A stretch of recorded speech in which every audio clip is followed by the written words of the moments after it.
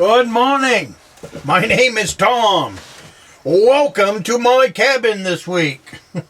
Get yourself a cup of coffee. I'm setting in a brand new fish house. I will do a video later on to give you the tour and tell you the story behind this fish house.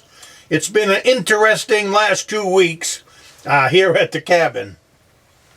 We have been in temperatures of 15 to 20 below, some nights even colder than that. So I've had 2 weeks to build this fish house in 20 below degree weather.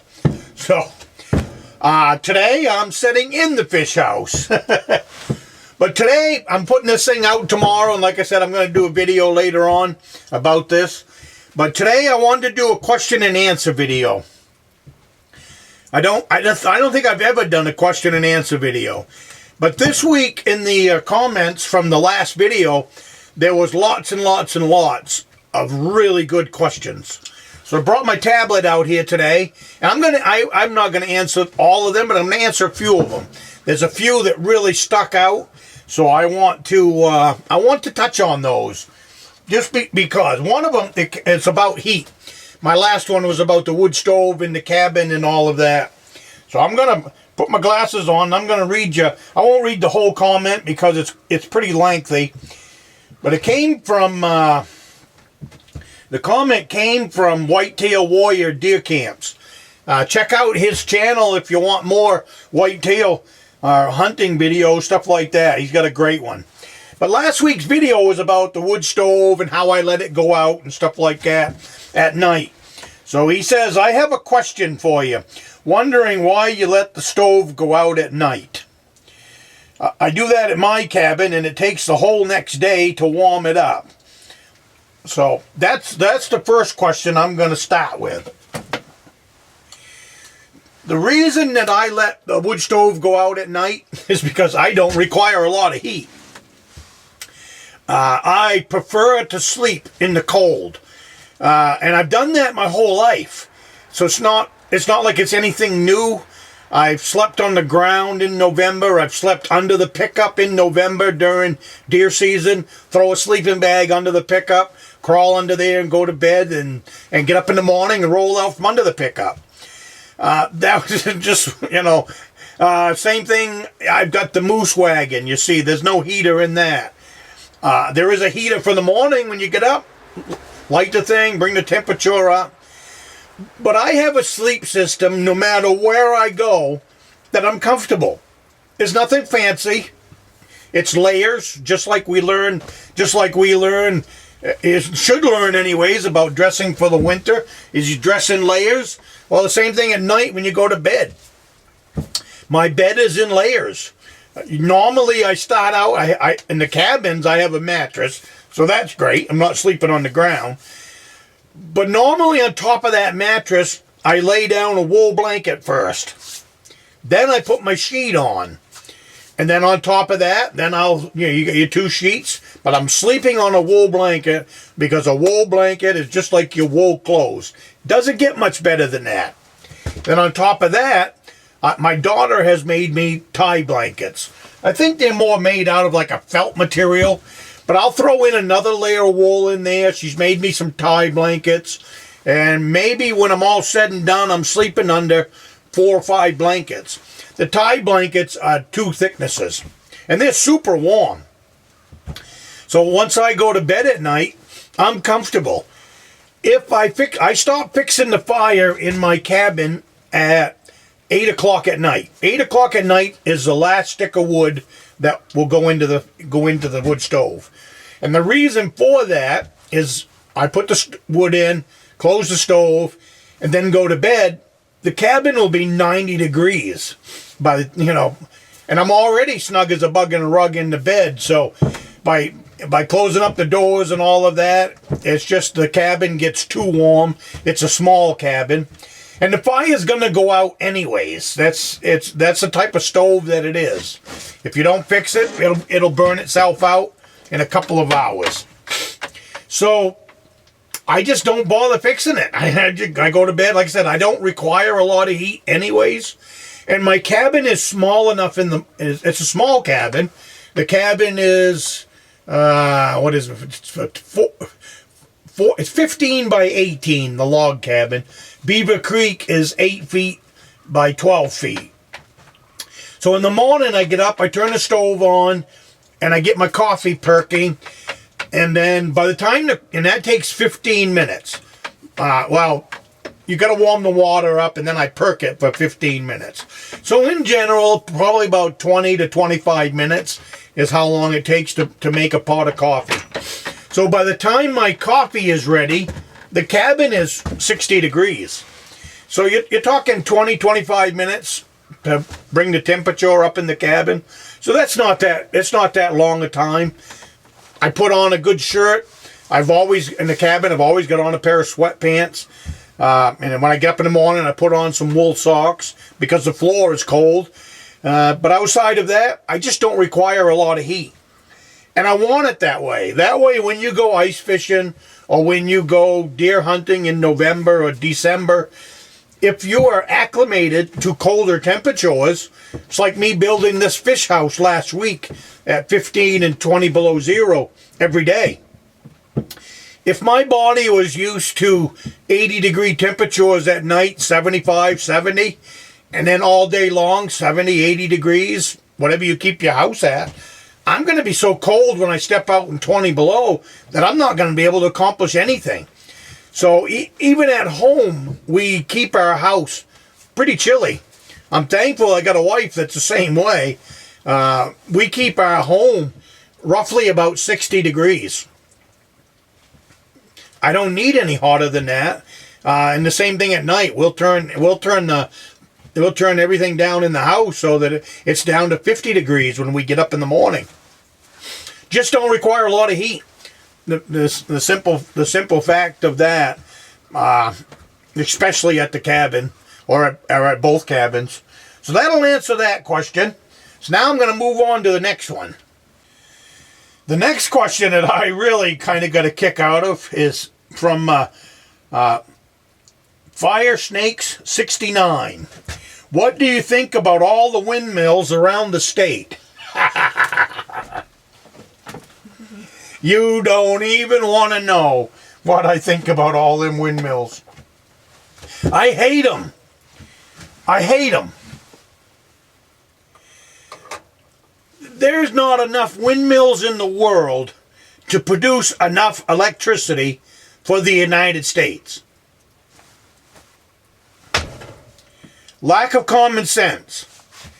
So, because it's a feel-good project for whoever, we have to look at, they come in, they take off the tops of these mountains that really look nice, and they pollute. As far as I'm concerned, that's pollution.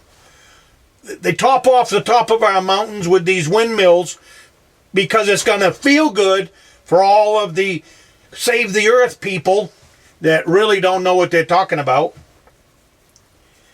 We will not kill the earth, period. It's been around for millions of years, all by itself. There's absolutely nothing that we're going to do to destroy this earth. It's not in the Bible that we destroy the earth. So if it's not in the Bible, what are you worried about? God said he'll destroy the earth. He didn't say man was going to. So take from that what you want to take. We're not going to destroy the earth. God said he was gonna. Period. But these windmills, they cannot produce enough electricity to amount to anything. And then once they're worn out, what are you going to do with it? And here's the other beautiful part of these windmills that is going to save us all. We're all talking about the carbon footprint, Well, how much of a carbon footprint do you think it takes to build a windmill? Question mark. Little common sense. I doubt very much that the carbon that they're saving from the carbon footprint will cover the carbon footprint that it takes to build a windmill. I hope that answers your question. What do I think about the windmills? I hate them.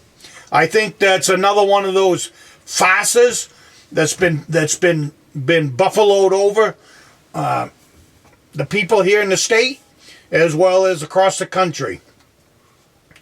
I don't know what the life expectancy is of it, but everything has a life expectancy. And while we're here, God, while we're here, the same thing with electric cars.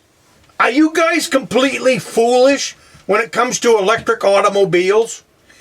Think about it. Now, again, lack of common sense. Lack of common sense. An electric car might be good in California. An electric car might be good in Arizona. But I live in the state of Maine, and I've been in 20-degree below weather for the last 2 weeks. There's not a battery up here that doesn't get affected by cold weather. A car battery, a lawnmower battery, a snowmobile battery, I don't care what kind of battery it is. So these batteries, a battery is only half-life when it's 20 below, or 30 below, or 40 below. So these, in cold weather climates, the batteries for electric cars are not where they need to be and may never be where they need to be.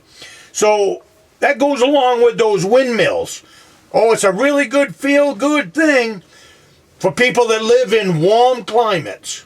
I can guarantee you a battery-operated car is not going to be worth anything in the state of Maine in the cold months. Same thing with those windmills. We just don't see all the details. But it's more foolishness that they're trying to cram down. Here, this is what you got to do. Well, think about it. Think about your car battery. Think about cold weather. That's all you got to go. End of story. They haven't designed a battery yet that will withstand cold weather. That's why I say electric car might be good in Arizona. Electric car might be good in California.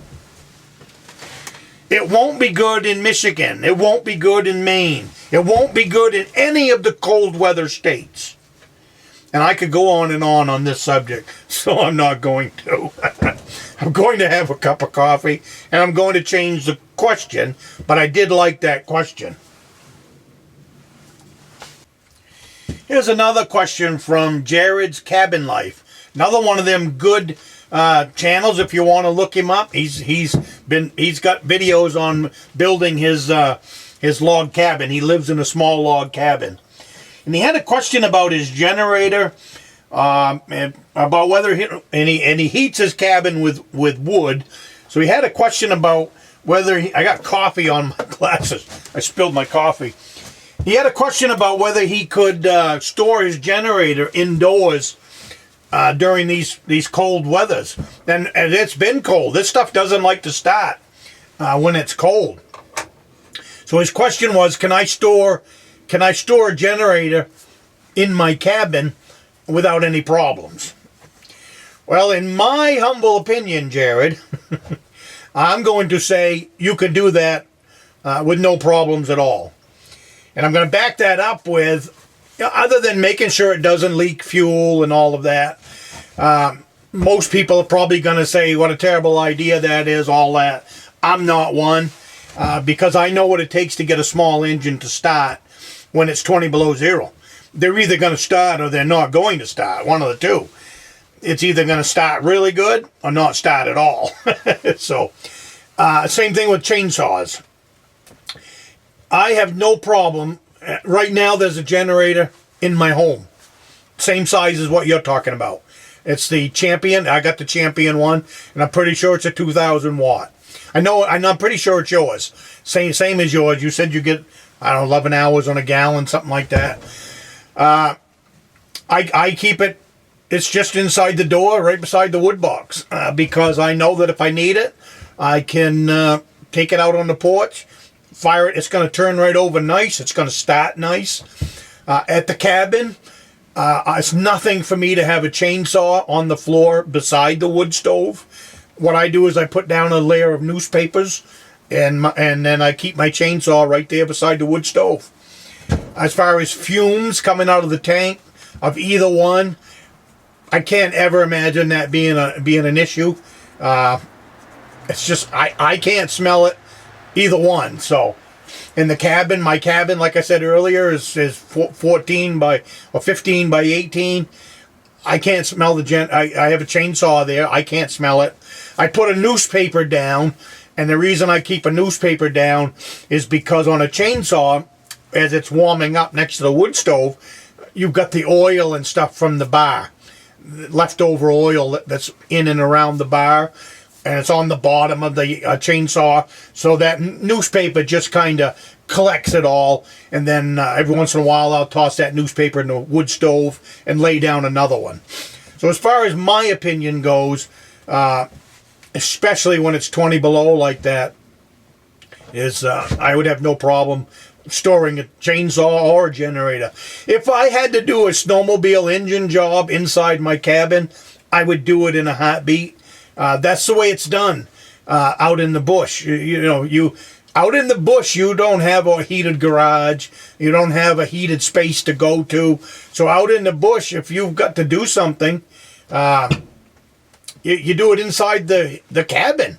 I know cabins that are big enough where men can drive their snowmobile right in the front door intentionally, so that you can thaw it out and do work. If it's 20 below zero out there and you're having trouble with the track, you need a warm place to put that snowmobile to solve your issue.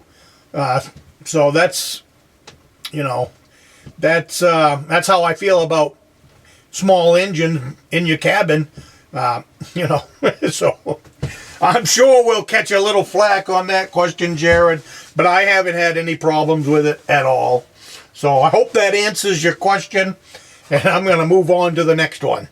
Here's another great question put out by Paul.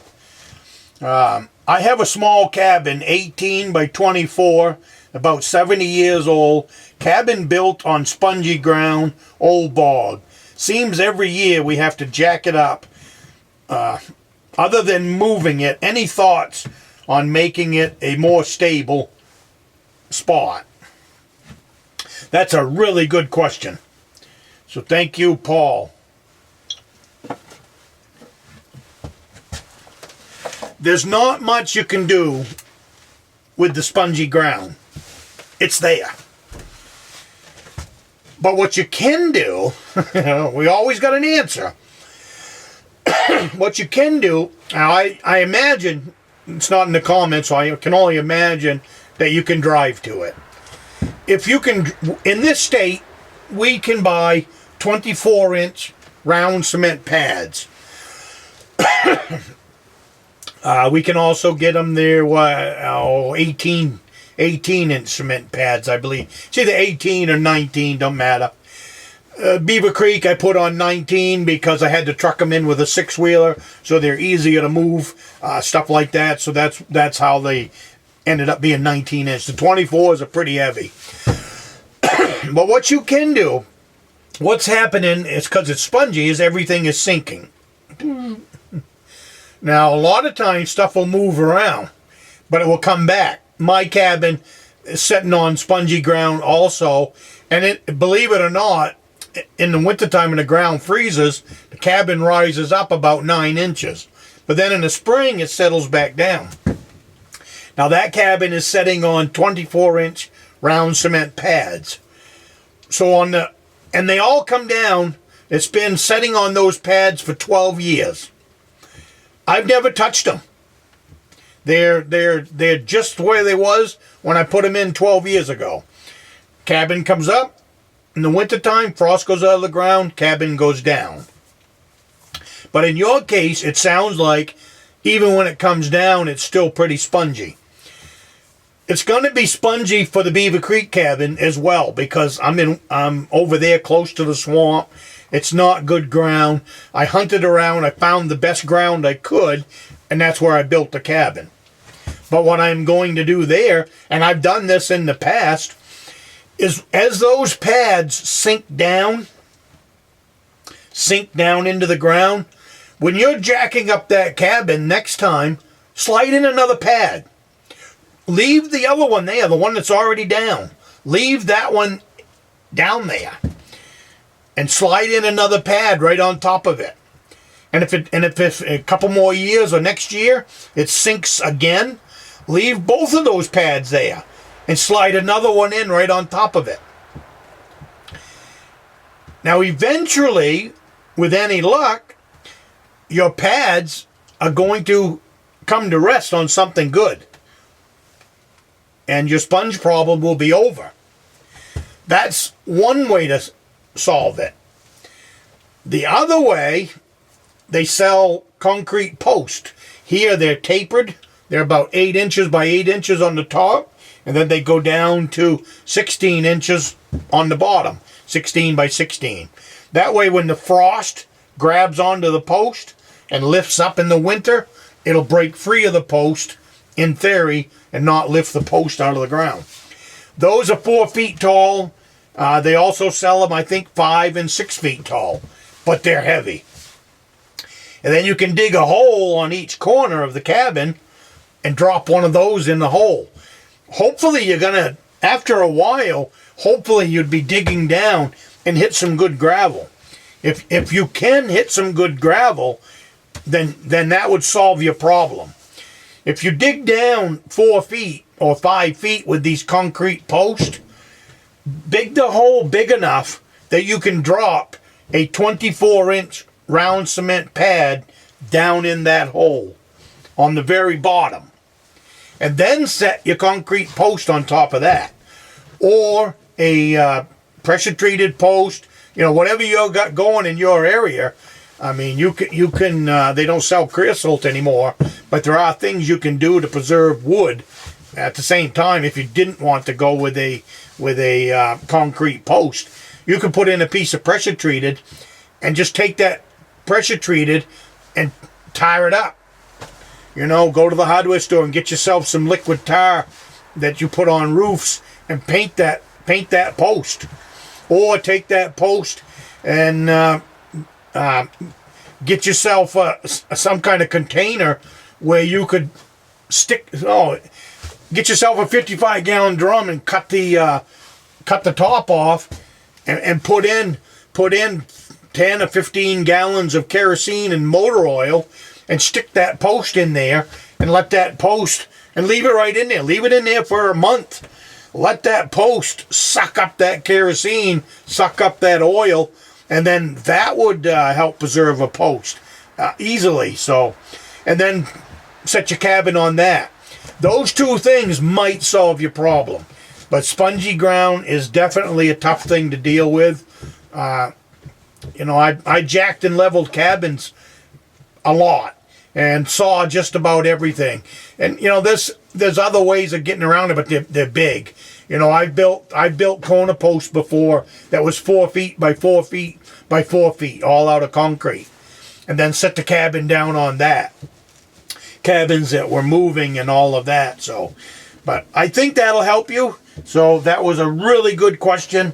Well, I think that's going to do it for the questions and answers. So thank you very much for joining me here today. And I will see you in the next one.